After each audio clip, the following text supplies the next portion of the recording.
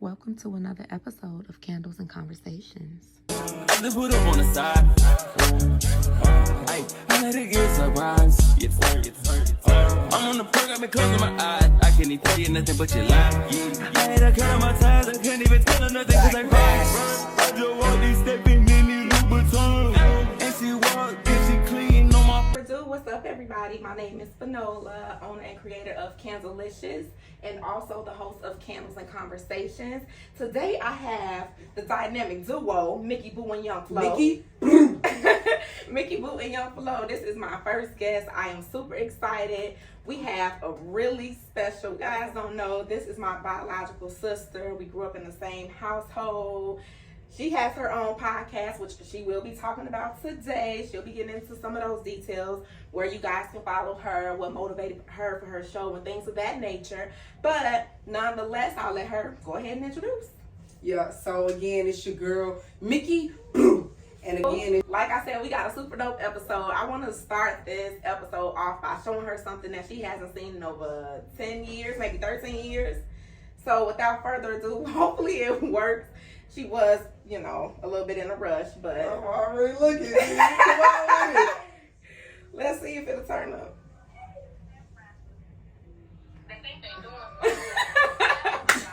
You gotta send me this.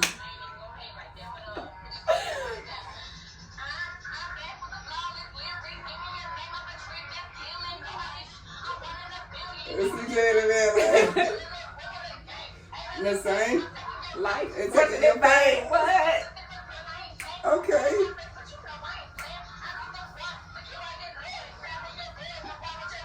Hey. I need this. You In gonna say? like 10, 13 years.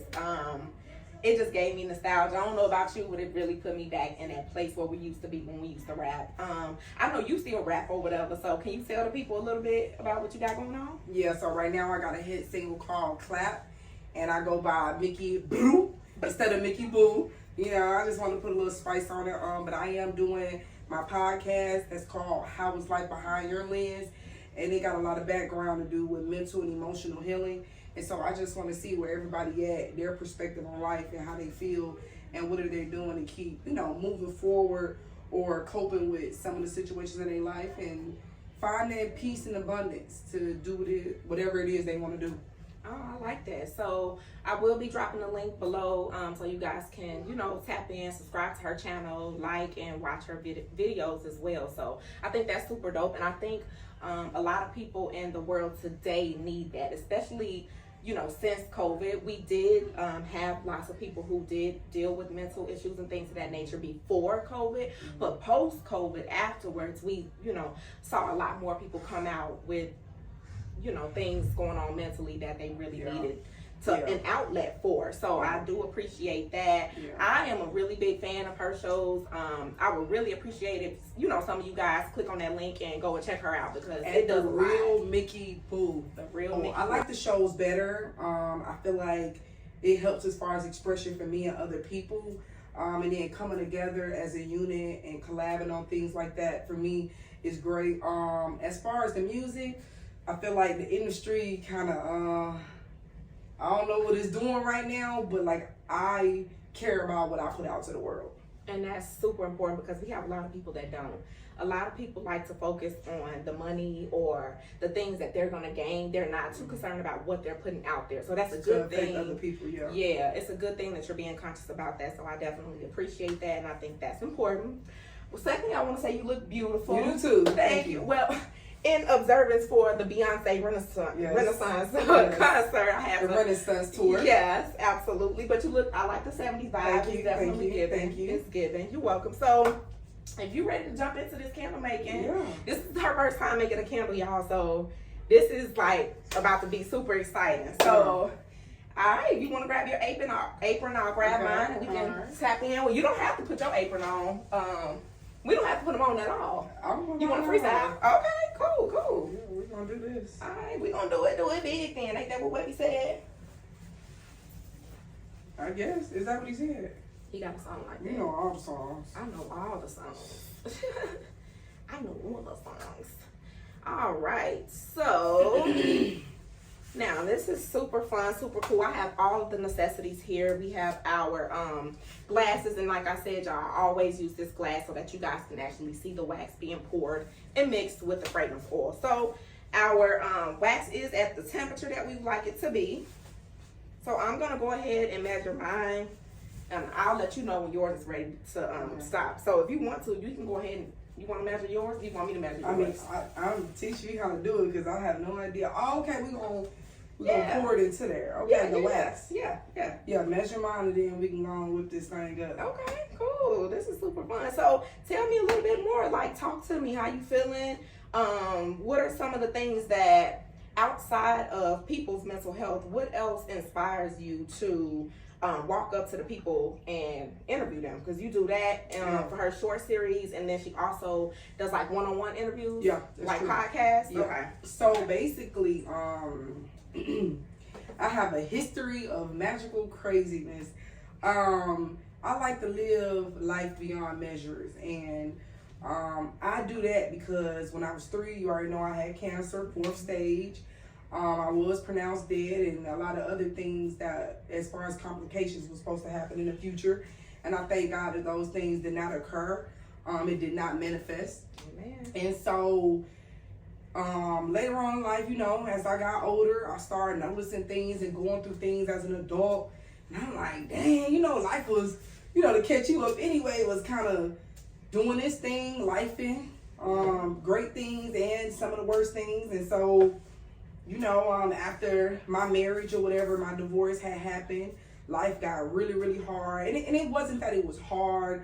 I think I didn't understand and I didn't know. So just like anybody, you don't know the next steps when certain things happen. You have to change course or find new ways to get done what needs to be done. And so with me, I never experienced the type of stress that I did as far as like being out on my own and what happens after divorce, after you're dependent on somebody that was supposed to be a provider and a protector. Right. And so when that didn't go my way and things went downhill, I had to start over. But it was hard for me to understand that process of starting over, being a single mom, becoming a statistic, and all these other fearful things that I was hearing, you know, when things like that happen. So when it came to happening to me, I'm like, wow, like, you know, what is this? I don't feel good. You know, how do I come from this stress? And then the stress just led deeper and deeper to depression and things of that nature. And I believe that it had got the best of me. And so that's why I contribute so hard to mental and emotional healing as far as a healthy tool to let people know that no matter what you're going through, you're going to get through it. Now, everybody's story is different. Right. Everybody's situation is different. And process too. Yeah, the process is different. Yeah. The solutions are different. Yeah, and so what you're saying. So you were saying that you were married, the marriage didn't work, you went through some things mentally, and it has brought you to where you are today, which makes a lot of sense. So I personally don't think you're a statistic. That's just me. I don't either, but I was afraid that was going to happen.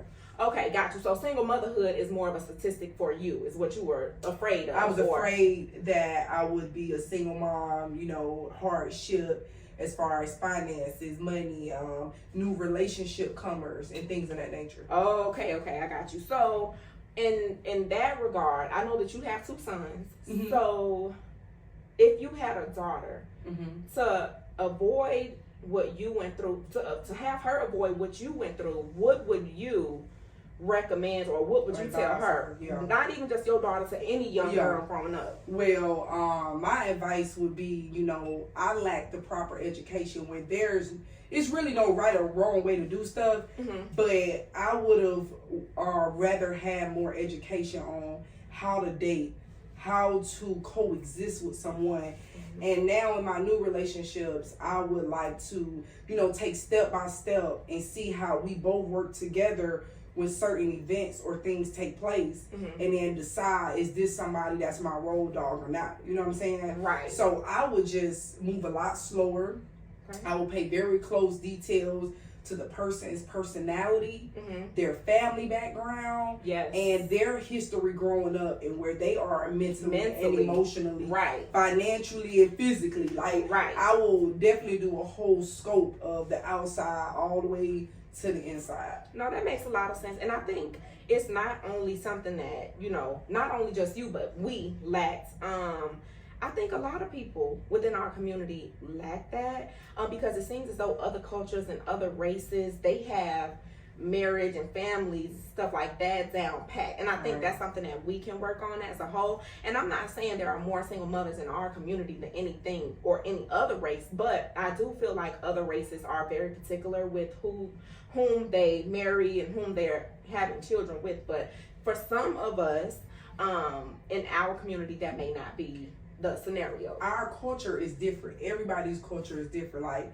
some other ethnicity backgrounds would already pre-set up marriage for their child. Right. People get in relationships for different reasons. Right. But for me, it wouldn't be specifically for financial. I need to know that we're equally yoked in everything. Right. Because I know how I'm coming. Mm-hmm. And so I shouldn't settle for somebody who coming less than me. Right. It needs to be better or equal. That's That's why I would do a thorough exam. That's right. With the person I plan on spending my life with. Right. Because this is somebody, you know, I got kids, or if they got kids, this is everything that we do. Mm-hmm. It soaks up in the kids. They're sponges. So, and me too. It affects my livelihood and my being and my emotions. Right. So I would definitely be really, really strategic on who I'm pursuing to be with for a long time. Yeah, and that makes sense. And then also on top of that, people change. How they say, you see people change during seasons. In So certain situations, people do change. Right. That's Half right. the time you don't be seeing true colors until stuff hit the fan. Right, exactly. Yeah, you think you know somebody, but when it's over, you don't know the person at all. At all. Who is this? Exactly. So yeah, I absolutely agree with that. So that makes a lot of sense. I think that's something that we definitely need to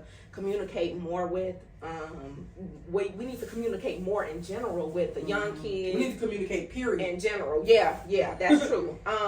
But if you want to go ahead and get to the candle making part, it's gonna be super fun. So I already pre-cleaned the glasses. I said on my first episode that I like to use alcohol on the end and outside of all of my glasses to make sure that everything's clean.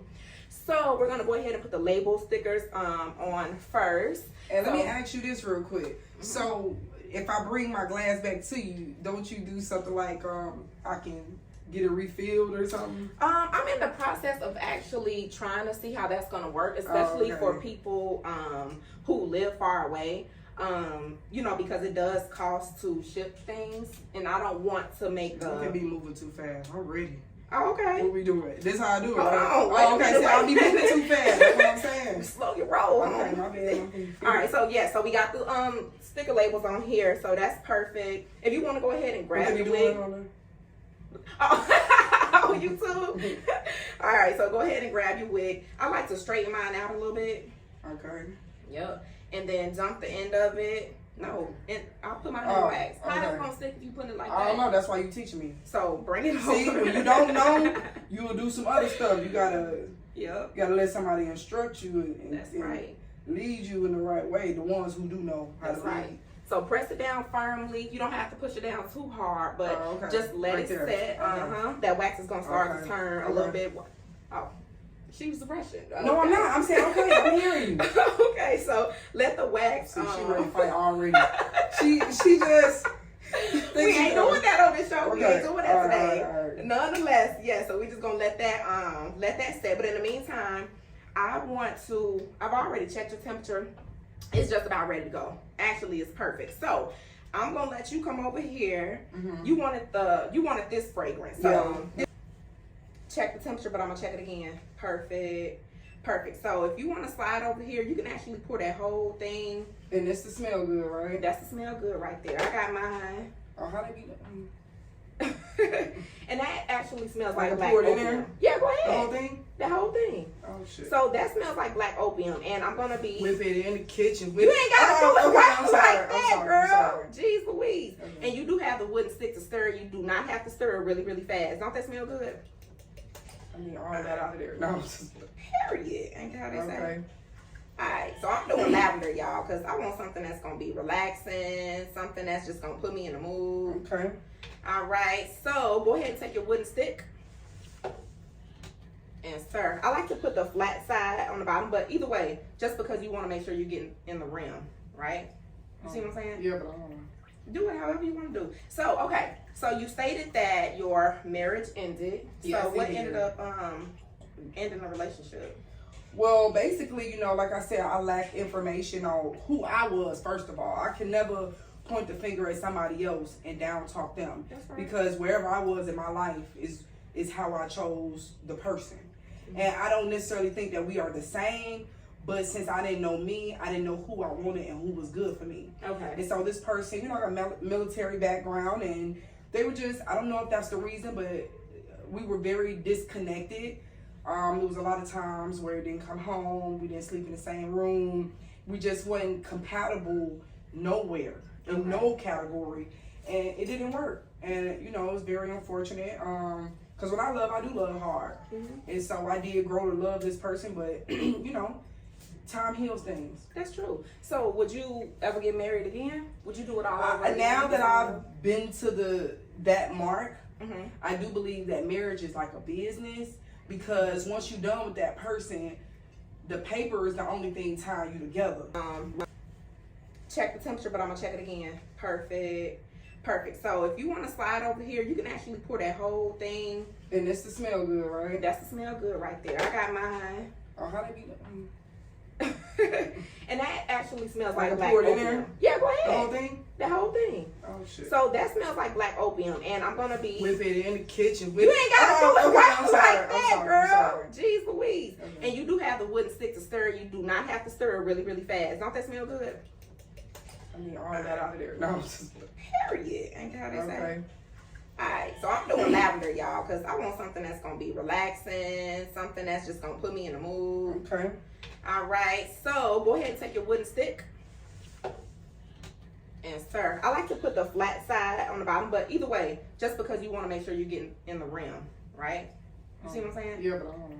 Do it however you want to do. So, okay, so you stated that your marriage ended. Yes, So what it did. ended up ending the relationship? Well, basically, you know, like I said, I lack information on who I was, first of all. I can never point the finger at somebody else and down talk them. That's right. Because wherever I was in my life is how I chose the person. And I don't necessarily think that we are the same, but since I didn't know me, I didn't know who I wanted and who was good for me. Okay. And so this person, you know, got a military background, and they were just, I don't know if that's the reason, but we were very disconnected. There was a lot of times where it didn't come home, we didn't sleep in the same room, we just wasn't compatible nowhere, in no category, and it didn't work. And, you know, it was very unfortunate, because when I love, I do love hard. And so I did grow to love this person, but, you know, time heals things. That's true. So would you ever get married again? Would you do it all over again? Now that I've been to that mark, Mhm. I do believe that marriage is like a business, because once you're done with that person, the paper is the only thing tying you together.